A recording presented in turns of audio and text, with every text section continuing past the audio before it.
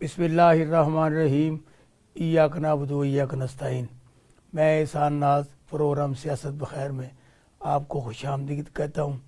Programme तो हमारा सियासत बखैर है, लेकिन आज हम टैक्स कलेक्शन की बात करेंगे, FBR पे बात करेंगे और नए आने वाले वज़ीर ख़जाना के बारे में बात करेंगे। और ये जितनी कोताहियाँ जो कुछ पाकिस्तान टैक्स का हदफ कोई देता है वो बाद में मिलता नहीं है। कुछ लोग जो है वो शुतरे बेमुहार की तरह पाकिस्तान में टैक्स नहीं देते, और जो टैक्स नेट में आ जाएँ उसी को हम बार बार ज़्यादा टैक्स उनसे इकट्ठा करने की कोशिश करते हैं।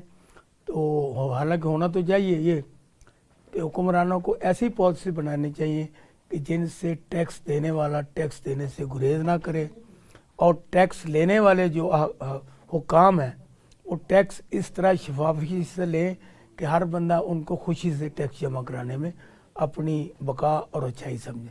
लेकिन यहाँ पर जो टैक्स चोर हैं वो घबराते हैं, और जो अफसरान हैं वो उनसे मेल मुलाकात मिली भगत करके पाकिस्तान के ख़जानों को अरबों खरबों का टीका लगाते हैं, लेकिन इनको पूछने वाला कोई नहीं।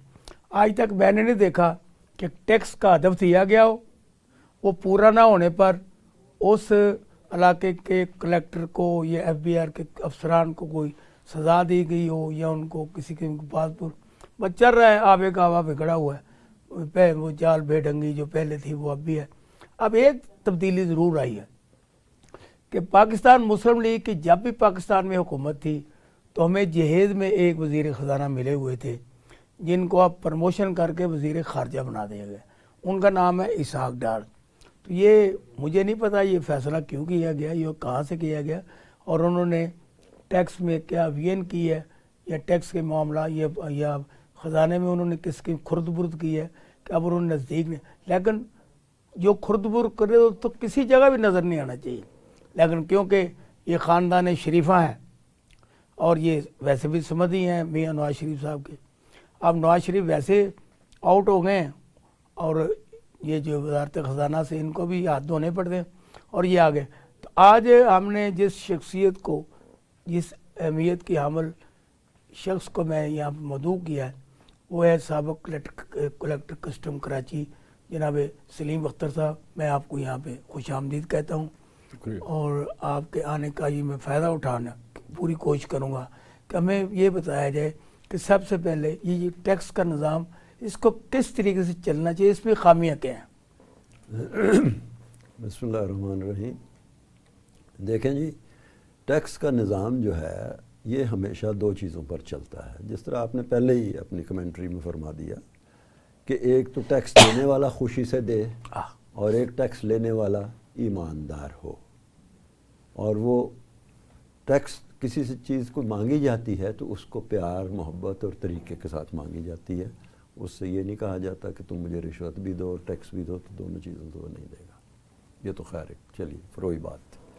अब हम टेक्निकल बातों की तरफ आते हैं। फिर मैं अगेन यही कहूँगा कि आपकी बात से मुझे बड़ा कुल्ली इत्तफाक है कि ये बताएं कि जब आपका नहीं पूरा होता हदफ तो क्या आपने किसी commissioner, chief commissioner income tax वाले को खिंचाई की है? क्या उसको शोकॉज नोटिस इशू किया है? क्या चीफ कलेक्टर कस्टम्स को आपने शोकॉज नोटिस किया इशू कि भाई तुम 1 साल तक तुम्हें यहाँ पोस्टिंग थी तुम्हारी और तुम हदफ नहीं अगर पूरा कर सके तो इसका जवाब कौन देगा? तनख्वाहें भी लेते रहे हो और उसके बाद तुम डिलीवर भी नहीं कर सके। ये भी हो गई बात। अब ये है कि हम आते हैं टैक्स कलेक्शन की तरफ। टैक्स कलेक्शन में ये है कि हमारा यानी शुरू से ये वतीरा रहा है कि जो दे रहा है उसकी ही गर्दन मरोड़ते जाएं, उससे ज़्यादा लो, चूँकि फंसा हुआ है नेट।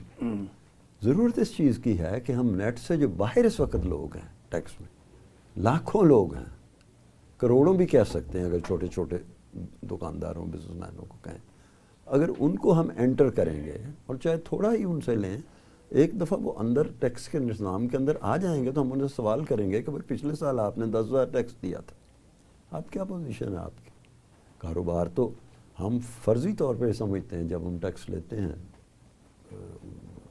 FBR में, तो हम ये समझते हैं कि आपका कारोबार 10% یقیناً بڑھنا چاہیے، یعنی کاروبار یا منافع کہہ لیں، ورنہ کاروبار کرنے کا فائدہ کوئی نہیں۔ اگر ہر سال آپ کی انکریز 10% کم از کم، یعنی فنامنل یہ بات ہے کہ ہونی چاہیے، تو 10% انکریز کر دیں۔ اس دفعہ انہوں نے 5,000 دیا تو ہم 10% انکریز کر کے ان سے ہی لے لیں گے، شرط ہے کہ ان کو ٹیکس نیٹ میں لائے۔ دوسری سب سے بڑی وجہ یہ ہے کہ جو اشرافیہ ہے، جو اوپر آپ کے لوگ بیٹھے ہوئے ہیں، جو میٹر کرتے ہیں، جو ان کو فائنانس کرتے ہیں ان کے الیکشنز میں اور ان ساری چیزوں میں، ان کو چھوٹ ہے، کھلی چھوٹ بلکہ کہہ لیجئے، میں تو ذرا لفظ احتیاط سے استعمال کر رہا ہوں، ان کو چھوٹ ہے کہ وہ خوب کمائیں اور اس کا کچھ حصہ ٹیکس میں دے دیں جو وہ چاہتے ہیں، خیرات سمجھ کے، خیرات سمجھ کے۔ اب میں بھول نہ جاؤں، جو میرا یہ خیال ہے وہ یہ ہے کہ یہ ٹیکس کلیکشن کے لیے کیا ان کے پیپرز آتے ہیں کہ جی یہ ہم نے ہماری انکم ہوئی سال میں اور یہ ہمارے ایکسپینسز ہوئے، یہ اس میں سے نکال دیا گیا، اتنے % ٹیکس بن گیا اور یہ ہم نے آپ کو جمع کرا دیا۔ میرے خیال میں ایک بڑا بہترین آ رہا ہے آئیڈیا، اگر ارباب اختیار اس کو اختیار کر لیں، تو پروفٹ نکالنے کے لیے اگر ہم بیک پروسیس پہ جائیں، یعنی سسٹم ہم یہ رکھیں کہ یہ ایک چیز ہے، یہ آپ کو 10,000 روپے کی ملی، اس کے اوپر آپ نے 10,000 کسٹم ڈیوٹی دے دی، 20,000 ہو گئے، اس کے اوپر ایک معقول منافع آپ لگا لیں، 20%، 25%، 30% لگا لیجیے، تو یہ بیک پروسیس ہو گیا نا، آپ کے پاس چیز کی قیمت بھی معلوم ہے، آپ نے کسٹمز ڈیوٹی یا جو ایکسپینسز یہ بھی معلوم ہے آپ کو، اور آپ نے اس میں آپ پروفٹ بھی ڈال دیا ان کا 30% کے قریب ڈال دیا، بہت ہے، 40 ڈال دیں، میں تو کہتا ہوں جو، اور پھر اس کی قیمت نکالیں اور پھر اس پہ ٹیکس لیں۔ یعنی اگر وہ کہتا ہے کہ میں نے اس سال 100 کروڑ کمائے ہیں تو آپ اس کی بات پہ نہ جائیں، آپ یہ کہیں کہ بھئی تم نے 100 کروڑ نہیں کمائے، اگر ہم اس پروسیس سے چلیں تو تم نے تو ہمارے خیال میں 150 کروڑ روپے کمائے، تو تم تو 150 روپے پہ ٹیکس دینا چاہیے۔ یہ سسٹم کی بات کر رہا ہوں، اسے بیک پروسیس کہتے ہیں ہم، کہ پیچھے سے چلیں آپ کہ چیز کتنے کی آئی، کتنے اس پہ کسٹم ڈیوٹی لگی، کتنا پروفٹ لگا، کتنے ادر ایکسپینسز ہوئے اور کتنے کی پڑنی چاہیے اور کتنے اس میں پروفٹ ملنا چاہیے آپ کو۔ اسی طرح آپ ان کے ایکسپینسز پہ چلے جائیں، بینکوں کے اب سب سے زیادہ اس وقت بینک کما رہے ہیں پیسے، ٹھیک، اسٹیٹ بینک ہی ان سے لیتا ہے، قرض لیتا ہے، اسٹیٹ بینک کو یہ 24% پہ 22% اسٹیٹ بینک کا ریٹ ہی ہے، اس کے اوپر یہ 2-1% بڑھا کے اسٹیٹ بینک کو دے دیتے ہیں، کھاتے دار کو زیادہ سے زیادہ 17-16-17% دیتے ہیں، اور یہ 6 یا 7% یا 8% ان کا نیٹ پروفٹ ہے۔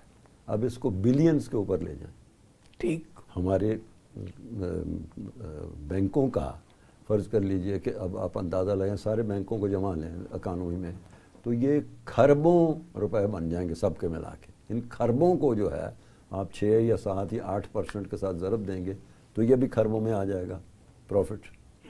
اب وہ پروفٹ وہ ڈکلیئر نہیں کرتے ہیں، اس میں ایک تو ایکسپینسز ڈال دیتے ہیں، تنخواہیں ہیں تو کسی کی 1 کروڑ تنخواہ ہے، کسی کی 50 لاکھ تنخواہ ہے، ایکسپینسز ہیں تو کہیں برانچ کھل رہی ہے تو یہ خرید لی ہے، جتنے ارب روپے کی آئی ہے چیز اتنے کی خرید لی ہے، ایکسپینس ڈال دیتے ہیں۔ تو سب سے زیادہ ضرورت یہ ہے کہ جو اشرافیہ ہے اس پہ ہاتھ ڈالا جائے، جو امپورٹر ہے اس پہ ہاتھ ڈالا جائے، جو ایکسپورٹر ہے اس پہ ہاتھ ڈالا جائے، اور اسی بیک پروسیس پہ ڈالا جائے کہ بھئی یہ تمہیں چیز اتنے کی پڑی تھی، تمہیں ایک جینز تم نے ایکسپورٹ کی ہے، ایک جین تمہیں پڑی تھی $5 کی، تم نے یہ مارکیٹ میں $10 کی بیچی ہے، تو تم کہتے ہو کہ $5 کی پڑی ہے، ہمارے خیال میں یہ تمہیں $3 کی پڑی ہے، تمہارا پروفٹ $5 نہیں بلکہ $7 بنتا ہے بائی بیک پروسیس، کہ اتنے کا تم نے کپڑا لیا، اتنی تم نے اس پہ سلائی دی، اتنا دھاگا، سیدھی سی بات اس میں کوئی ایسی بات بھی نہیں ہے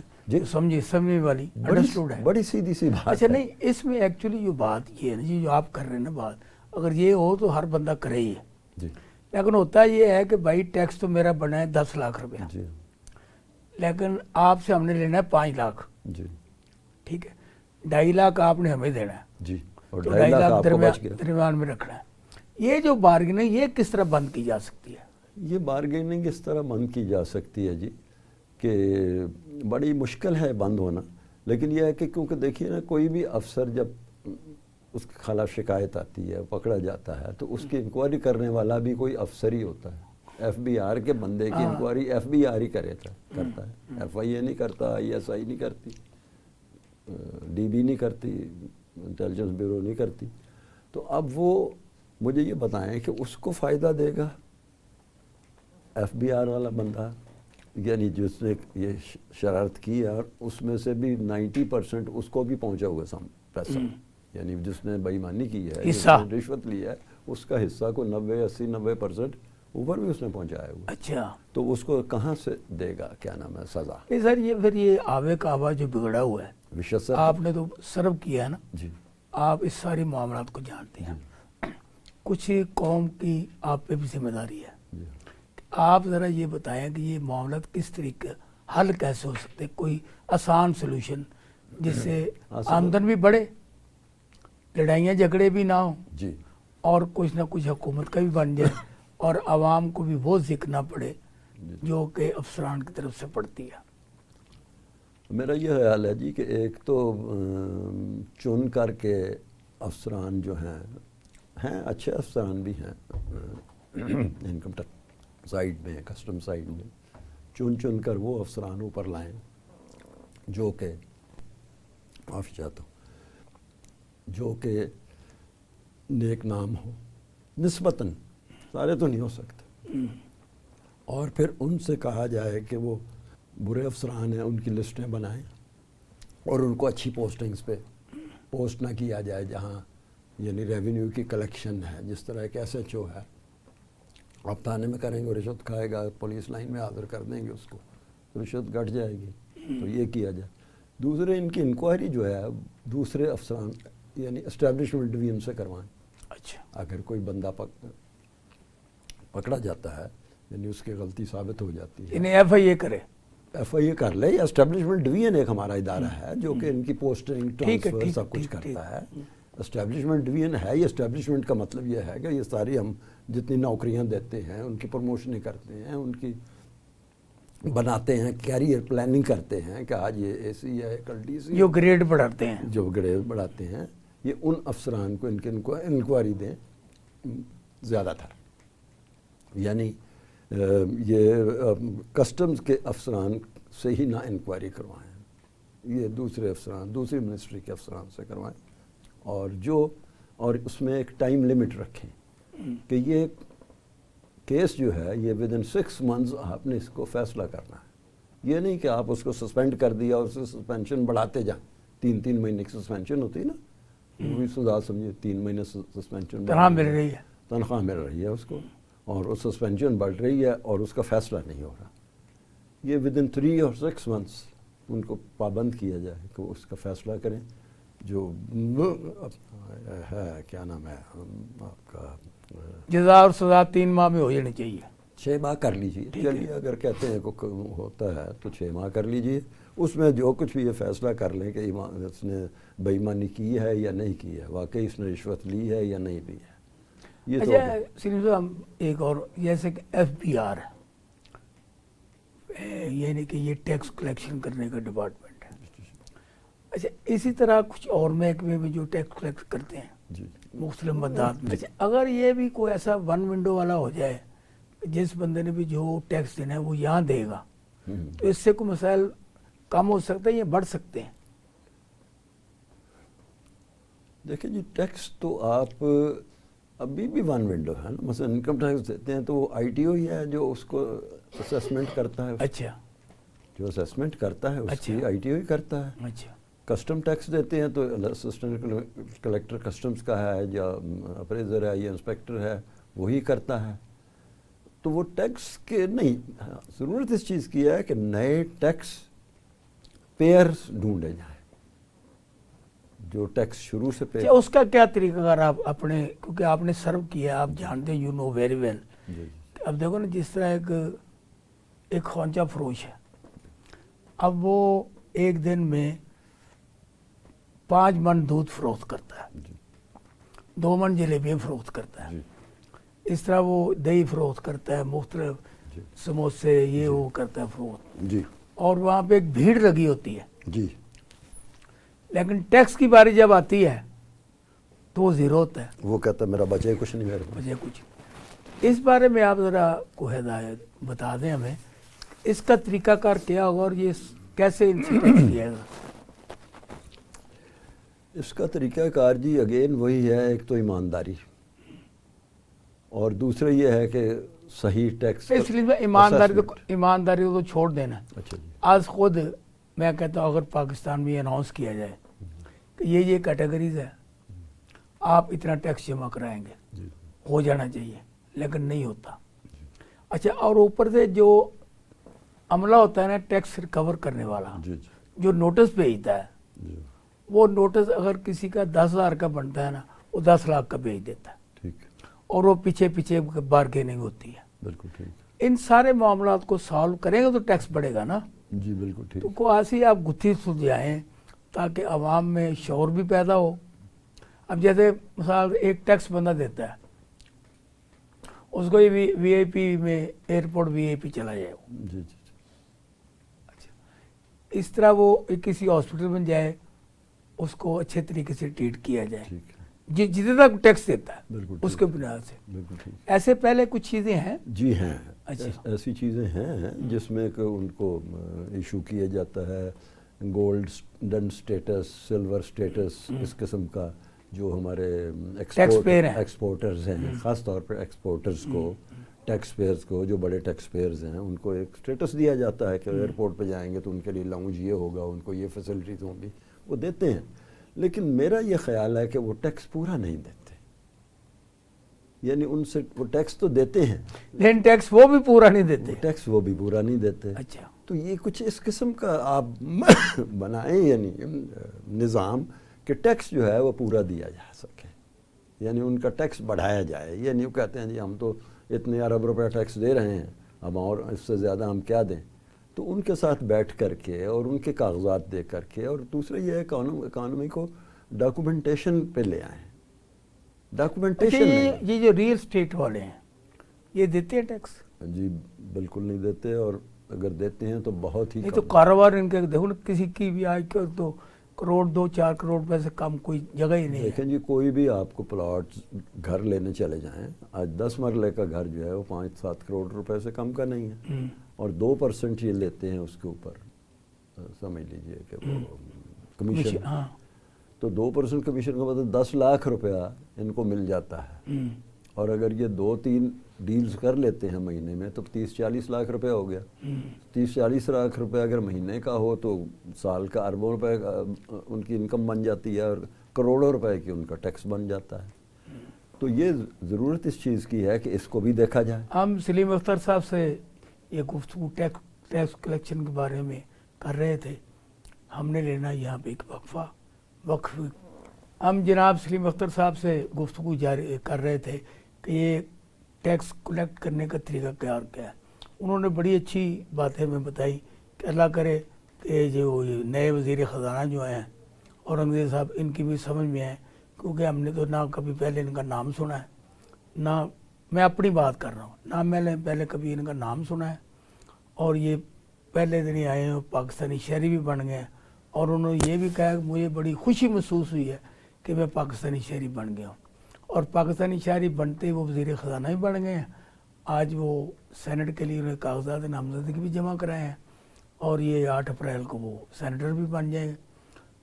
तो क्योंकि आज हमारा जो मौजू है ना वो यही है कि ये सारे जो मामलात हैं ना, इनको सुलझाने के लिए, इसको बचाने के लिए हमें क्या करना चाहिए। और मैं जनाब सलीम अख्तर साहब से मुलतमस हूँ कि वो वज़ीर ख़जाना को कुछ अपनी राह से अवेयर करें कि पाकिस्तान में वो कैसे वो टैक्स कलेक्ट करे, जिससे पाकिस्तान के नेट में इजाफा हो, और जो लोग टैक्स नहीं देते वो टैक्स नेट में आ जाए। जी जी, अब मैं एक तो ये है कि टैक्स कलेक्शन है, दूसरी चीज़ ये है कि जो टैक्स कलेक्ट हो के ज़ाया हो रहा है उसको रोक लिया जाए। اگر آپ کی تنخواہ جو ہے وہ 10,000 ہے، 10,000 ہی رہے، لیکن آپ کے اخراجات 5,000 ہو جائیں تو بات تو ٹھیک ہے نا. یا 15,000 آپ کی تنخواہ ہو تو تب آپ گزارا کر سکیں، یا اپنے اخراجات کم کر دیں تو آپ 10,000 میں بھی گزارا کر لیں گے. اب میں بہت ضروری سمجھتا ہوں یہاں یہ عرض کرنا کہ یہ جو ادارے ہمارے، اگرچہ وہ ڈائریکٹ ٹیکس سے تعلق نہیں لیکن اکانومی سے تعلق ہے اس کا، جو ہمارے ادارے ہیں مثلا سٹیل مل ہے، پی آئی اے ہے، اور بے شمار ادارے ہیں اس سے چھوٹے بھی ہیں، اگر ان کی ہم پرائیویٹائزیشن جو ہے جو پروسیس میں ہے اگر وہ ہم جلدی کر لیں تو اس میں یہ ہوگا کہ ہمیں وہ جو ہم ان کے اوپر ہر سال بلینز آف روپیز جو ہیں ان کو سبسڈی دیتے ہیں وہ بچ جائے گی. تو جب وہ چیز بچ جائے گی تو اس کا مطلب وہ ہمارے خزانے میں آ جائے گی ایک قسم کی، یعنی خزانے سے جانے سے بچنے کا مطلب یہ ہے خزانے میں آنا، دوسرے لفظوں میں یہی کہیں گے. اب میں تھوڑی سی عرض کر دوں، معمولی سے وہ کچھ لیے ہیں میں نے اس کے پی آئی اے کے متعلق، پرائیویٹائزیشن جی پرائیویٹائزیشن کے بعد کہ اس کی کہہ رہا ہوں کہ فگرز جو فیکٹس اینڈ فگرز ہیں. اس وقت پی آئی اے کی ٹوٹل جو ڈیفیسٹ ہے 785 ارب روپے ہے سالانہ، 785 بلینز میں جی ٹوٹل. اچھا سالانہ ہے جی 112 بلین. اچھا ہر سال آپ نے دینا ہے، پی آئی اے چلے نہ چلے، ان کے ملازموں کو آپ نے تنخواہیں دینی ہیں، ان کا میڈیکل دینا ہے، فیسلٹیز دینی ہیں، ان کو ٹکٹیں مفت دینی ہیں، ان کو تعلیم دینی ہے، سب کچھ دینا ہے. تو اگر آپ ان کو جلد از جلد پرائیویٹائز کر دیں گے تو دوسرے کے حوالے کر دیں. اب وہ جانے اس کا کام، جانے کہ وہ اس کو کس طرح ایفیشینٹلی چلا سکتا ہے، جس کا ثبوت ہے ہمارے پاس. ایئر بلو ہے، سیرن ایئر ویز ہے، یہ کیوں پرافٹ میں چل رہی ہیں جی؟ ان کے پاس کون سی گیدڑ سنگھی ہے؟ پرائیویٹ لوگ ہیں نا. عباسی کی ہے شاید وہ ایئر بلو، اور سرن ایئر ویز پتہ نہیں اس کی آغا خان کی ہے، پتہ نہیں کس کی ہے، جو 2-3 ایئر لائنس پروفٹ پہ چل رہی ہیں نا. تو پی آئی اے کیوں نہیں پروفٹ میں چلتی؟ اس کا مطلب یہ ہے کہ ہم کسی ان کو دے دیں گے، کیا نام ہے، جو پروفیشنلز ہیں، جو کاروباری ہیں، اس کو بطور کاروباری کے چلایا جائے، اس کو بطور ایک سرکاری ادارے کے نہ چلایا جائے کہ آتا رہے اور کھاتے رہیں، آتا رہے اور کھاتے رہیں ہم لوگ اس کو.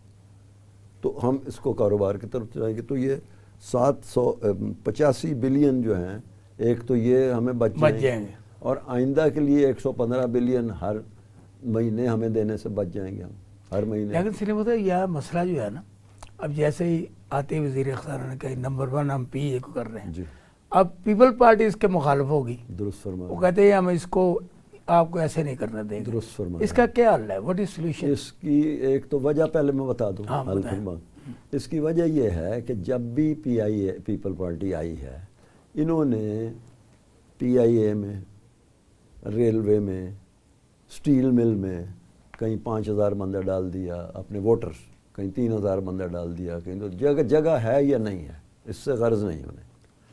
ایک تو ووٹرز ہیں، اس کو چلیے ہم گڈ فیتھ میں لے لیتے ہیں، اور باقی جو ہے وہ رشوت ستانی ہے.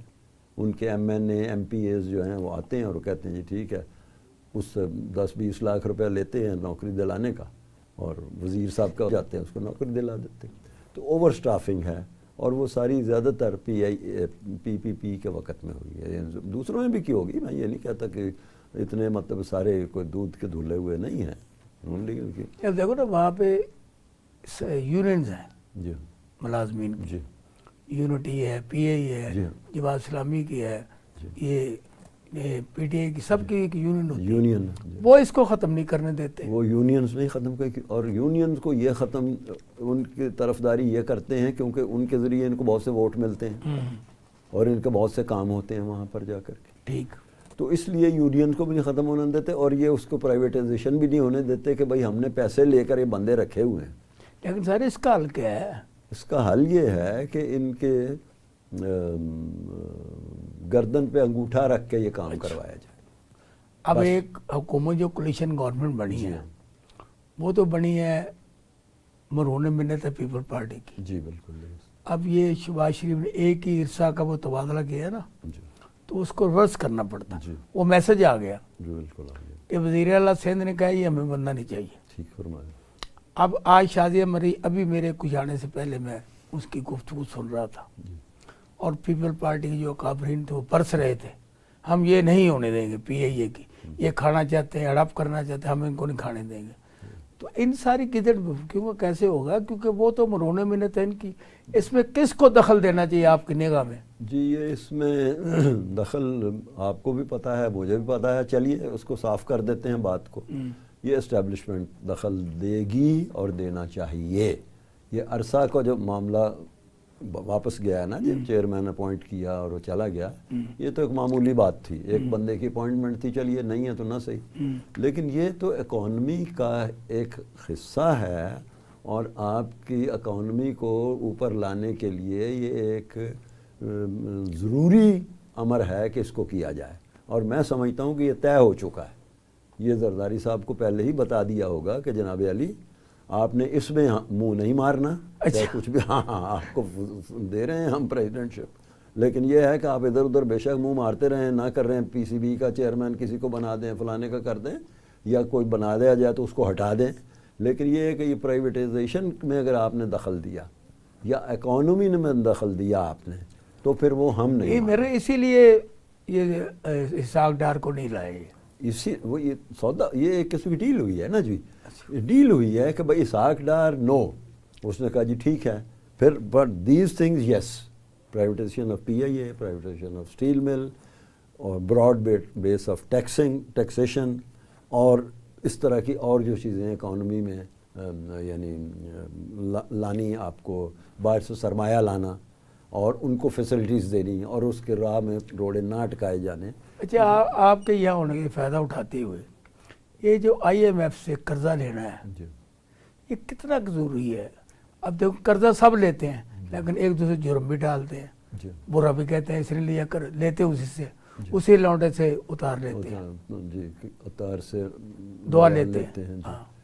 اس میں یہ ہے جی کہ یہ قرضہ لینا انتہائی ضروری ہے, انتہائی ضروری ہے. اچھا کیونکہ دیکھیں میرے جیب میں پیسے ہیں 10,000, میں نے اگلے مہینے کسی کا ادھار لیا ہوا اس کو دینا 20,000, تو میرے پاس تو 10,000 ہے. اب وہ 10,000 میں نہیں لاؤں گا کہیں سے بھی, چاہے مانگ کے لاؤں, بیگ بورور اسٹیل چوری کروں, ڈاکہ ماروں, مانگوں, لیکن اتنے پیسے میں نے پورے کرنے ہیں. تو انٹرنیشنل کمٹمنٹ میری جو ہے پوری ہوگی. جو ہم نے بانڈز فلوٹ کیے ہوئے ہیں فارن کنٹریز میں, ان بانڈز کا پروفٹ ہم دیتے ہیں 7.5%, اے ہیوج اماؤنٹ. 7.5% پاؤنڈ پہ یا ڈالر پہ پروفٹ ایک انتہائی زیادہ یعنی سمجھ لیجئے کہ شرح سود ہے. امریکہ میں یا انگلینڈ وغیرہ میں وہاں 1.5, 2, 2.5, 2% ہے, 1% ہے, 0.5% ہے. ہم وہ دے رہے ہیں. اب وہ بانڈز کے ہم اگر پروفٹ نہیں دیں گے تو ہمارے پر ان کا اعتماد اٹھ جائے گا, لوگ فوری آ جائیں گے جی بانڈ بنانے کے لیے کہ بانڈ لو واپس, میرے پیسے واپس کرو. اچھا. اور انٹرنیشنلی آپ کمیٹڈ ہیں, آپ نہیں کریں گے تو انٹرنیشنل کمیونٹی آپ کو جو ہے وہ اپنی نکال دے گی اپنی لسٹ میں سے. اور اس کے بعد نہ یہ پی ٹی آئی پھر جو مخالفت کر رہی ہے جی یہ آپ کی نگاہ میں برا کر رہی ہے. جی بالکل. اس کا کیا اثر ہوگا؟ اس کا اثر تو میں سمجھتا ہوں کہ کم ہی ہوگا یا نہیں ہوگا بلکہ. لیکن یہ ہے کہ جو آپ کا بیسک کویسچن تھا کہ لینا ضروری ہے, میں بانڈز کی طرف چلا گیا. اب اسی طرح میں آئی ایم ایف کی طرف آ رہا ہوں. ٹھیک ہے. ایک ورلڈ بینک بھی ہے, اس سے بھی ہم لیتے ہیں قرضہ, آئی ایم ایف سے بھی لیتے ہیں قرضہ, ایشین بینک سے بھی ہے, ایشین بینک سے بھی لیتے ہیں قرضہ. اب ان سب کے اور اپنے بینکوں سے بھی لیتے ہیں. اپنے وہ لوکل ہیں, چلو ان کو تو ڈرا دھمکا کے آپ ڈیفر کر لیں گے کہ نہیں بھائی اس سال میں نہیں دیتا. لیکن ایشین بینک کو تو جو آپ نے کمٹ کیا ہوا ہے کہ بھائی میں نے تم سے $1 بلین لیے تھے, میں نے تمہیں اتنے % جو ہے وہ دینا ہے, وہ آپ نہیں دیں گے تو ایک تو آئندہ کے لیے آپ کا قرضہ بند کر دے گا. اچھا. آئی ایم ایف کو نہیں دیں گے, کسی دوسروں کو نہیں دیں گے, تو اس کے لیے اس پر آپ کے لیے بہت بڑی مشکلات جو ہیں اس کا سامنا آپ کو کرنا پڑے گا. اور ان مشکلات میں ذرا مختصر عرض کر دوں, اس میں نہ آپ امپورٹ کر سکتے ہیں نہ ایکسپورٹ کر سکتے ہیں. آپ نے اگر قرض دینا ہے آئی ایم ایف کا تو جو جہاز آپ کا ایکسپورٹ کا مال لے کر امریکہ جائے گا وہیں اس کو ضبط کر لیں گے کہ جی تو ساڑا قرض دینا ہے, اینے $1 ملین اے وہ چوں آ گیا, آپ کے ایکسپورٹ باقی منع کر دو، باقی منع کر دو، گویا یعنی نہ آپ کے ایکسپورٹ کر سکتے ہیں اور امپورٹ کر نہیں سکتے، امپورٹ بھی ڈالر میں لینی ہے، وہ ڈالر آپ کہاں سے لائیں گے؟ ڈالر سے تو آپ کا اپنا گھر کا خرچہ پورا نہیں ہو رہا، جو کماتے ہیں آپ اور اس کے بعد قرض دیتے ہیں، تو اس لیے وہ آئی ایم ایف سے قرض لینا آپ کی مجبوری ہے۔ اب اس میں آئیے آپ قرض لے کر کے اس میں عوامی سوال ہے، اب کیونکہ عوام جو ہے نا وہ کہتے ہیں یہ جتنا بھی قرضہ لیتے ہیں نا یہ ہم تک نہیں پہنچتا، اس لیے ہم کیوں دیں، اور مرے جا رہے ہیں یہ قرضہ لینے کے لیے، ہمیں قرضہ ملنا چاہیے۔ اب دیکھو 1 ارب یا کتنا 1 ارب سم تک لیا قرضہ ملے گا جو، اچھا جبکہ پاکستانی قوم کے ایسے لوگ ہیں جن کے پاس 50 خرب ڈالر سے بھی زیادہ ان کی اپنی اکانومی پڑی ہوئی ہے، جی ہوں گے، اور جس میں خاندان شریفہ ہیں اور خاندان زرداری ہے، جی خاندان اور زرداری وہ ہیں، عوام یہ میاں منشا وغیرہ جیسے لوگ بھی ہیں، یہ ترین جیسے لوگ بھی ہیں، بہت سے لوگ ہیں، یہ اورنگزیب بھی ایسا ہی ہے، یہ جی ضرور، کئی کروڑ تو تنخواہ ہے اس کی تھی یہاں پہ اس میں، اب 7 کروڑ پہ ہے نا ادھر پاکستان میں، 7 کروڑ پہ، جی اور اس نے بڑی خوشی محسوس کی ہے کہ میں پاکستانی شہری بن گیا، شہری بن گیا۔ اور اللہ کرے کہ ان میں سے ہم جیسے بھی لوگ ہوں جو پاکستانی اب شہری آپ کی بنے۔ بات کا جواب جو مختصراً ہے کہ پبلک کو جو ہے وہ کہتی ہے جی قرضہ لیتے ہیں اور پبلک کو، اور یہ حقیقت بات ہے، عوام کو کچھ نہیں ملتا اس سے، جی درست، میں مانتا ہوں آپ کی بات، لیکن ہم ایسے اس سرکل میں پھنس چکے ہوئے ہیں کہ ہم پبلک کو اس میں سے کچھ دے نہیں، یعنی کچھ دے سکتے ہیں، پورا دے نہیں سکتے، لے سکتے اور لیتے ہیں، نہیں جی وہ لیتے اس لیے ہیں کہ ہم نے وہ قرض اور قسط دینی ہے واپس، تو جو وہاں سے لیا جاتا ہے وہ سارا اس طرح سے، سارا نہ صحیح اس میں سے 3/4 اس طرح واپس ہو جاتا ہے۔ پبلک تو سمجھتی ہے کہ 1 بلین آیا، 3 بلین سعودیہ سے آ گیا، 2 بلین یو اے سے آ گیا، 2 بلین چائنا سے آ گیا، ورلڈ بینک سے آ گیا، آئی ایم ایف سے آ گیا، ایشین بینک سے آ گیا، لیکن سوال یہ ہے کہ یہ سارا اس کا 3/4 حصہ جو ہے وہ واپس ان کو چلا جاتا ہے۔ سلیم صاحب آپ کی بات ساری بجائے، دیکھو نا جب میرے کھانے پینے کچھ نہیں آتا تو آپ کے اچھے کپڑے پہننے کے لیے آ جاتا ہے، آپ کے اچھے جوتوں کے لیے آ جاتا ہے، آپ کی اچھی گاڑی، آپ گاڑی کو ٹائر تبدیل کرانے 3.5 کروڑ روپے آپ لیتے ہیں، گاڑیوں کے ٹائر صرف چینج کرنے کے، تو عوام تو پھر کہاں کھڑی ہے؟ بالکل درست ہے آپ کی بات کہ عوام کا حق بنتا ہے کہ وہ سوال کریں گے، اور جواب نہیں آتا، جواب نہیں آتا۔ اب اس میں ذرا درمیانے راستے پہ چلوں گا، میں نہ ایکسٹریم ادھر جاؤں گا، نہیں ہم نے تو رائے دینی ہے نا جی میں رائے یہی دے رہا ہوں کہ اس میں جواب اس لیے نہیں آتا کہ میں نے جیسے پہلے عرض کیا کہ ہماری مجبوریاں ہیں، ہم وہ قرض لے کے اس میں سے بتایا نا آپ کو کہ 70% تو ہم انہی کو ہی دے دیتے ہیں، یعنی آپ نے مجھے دیے 10,000 روپے کہ یہ قرض دے رہا ہوں، اس میں سے میں نے آپ کو 7,000 روپے واپس کر دیے کہ بھائی آپ کی قسط ہے اور جو آپ کا پروفٹ بنا تھا پچھلے مہینے کا یہ آپ واپس لے لیں، اور باقی میرے پاس بچتے ہیں 2,500 یا 3,000۔ یہ سودا کن کے درمیان ہو رہا ہے؟ عوام کے ساتھ ہو رہا ہے؟ نہیں جی، یہ حکومتوں اور لوننگ ایجنسی۔ تو عوام پھر کیوں اپریشیٹ کریں اس کو؟